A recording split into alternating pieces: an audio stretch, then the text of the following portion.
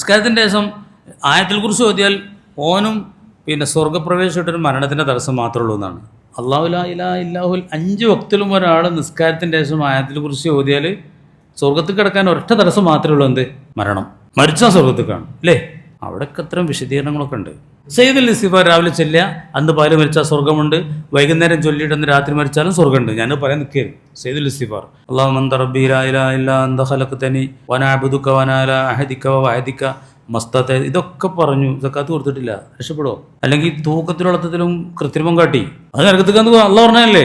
അല്ലെങ്കിൽ ഗൾഫിൽ നിന്ന് റൂമിൽ നിന്ന് മറ്റവൻ്റെ കായ് കെട്ടു, ഓന് പിരാന്തായി. ആർക്ക്? ഞാൻ പറഞ്ഞില്ലേ, ഉണ്ടായ സംഭവമാണ് പറയണത്. ഒരു ജ്യേഷ്ഠൻ അഞ്ചനെ പറ്റിനോട് പറയാണ്, അവനിപ്പോൾ സുഖമല്ല, അവൻ്റെ പെണ്ണുങ്ങളൊക്കെ അവൻ ഒഴിവാക്കി പോയി. എന്താ കാരണം? ഗൾഫിൽ നിന്ന് ഓൻ ഉണ്ടാക്കിയ പൈസ ഒക്കെ പാടെ എടുത്തെടുത്ത് പോയി. അതോട് അവന് താളം തെറ്റി. ഓൻ താളം തെറ്റിക്കൊണ്ട് അങ്ങോട്ട് വന്നത്. അതോടെ പെണ്ണുങ്ങളും കുട്ടികളൊക്കെ അവൻ ഒഴിവാക്കി പോയി.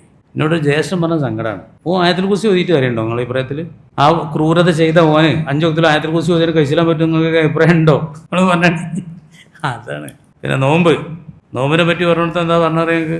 നോമ്പ് 2 സന്തോഷമാണ് നോമ്പ്. കാരണം അള്ളാനെ കണ്ടുമുട്ടുമ്പം സ്വർഗ്ഗമല്ല, സ്വർഗത്തിലെ ഏറ്റവും ടോപ്പ് ആനന്ദം അള്ളാനെ കണ്ടുമുട്ടലാണ്. നോമ്പിന് സ്വർഗ്ഗം ഉണ്ടെന്നല്ല, അള്ളാനെ കണ്ടുമുട്ടലുണ്ട് എന്നാണ് പറഞ്ഞത്. ആ നോമ്പായിരിക്കണം. ഹജ്ജിനെ പറ്റി പറഞ്ഞു, ഹജ്ജുൻ മബ്രൂർ ലൈസ ലഹു ജസാഉൻ ഇല്ലൽ ജന്ന. സ്വർഗമല്ലാത്തൊരു പ്രതിഫലം തന്നെ അതിനില്ല. നിസ്കാരം പിന്നെ പറയും വേണ്ട. ഒളു ചെയ്തേണ്ടത് ആ ദിക്ർ ചൊല്ലിയത് തന്നെ ഫുതിയത്തു ലഹു അബ്വാബുൽ ജന്നത്തി സമാനിയ. സ്വർഗത്തിന്റെ 8 കവാടം ഓനോട് തുറക്കപ്പെടും. ഏതാ ദിക്ർ?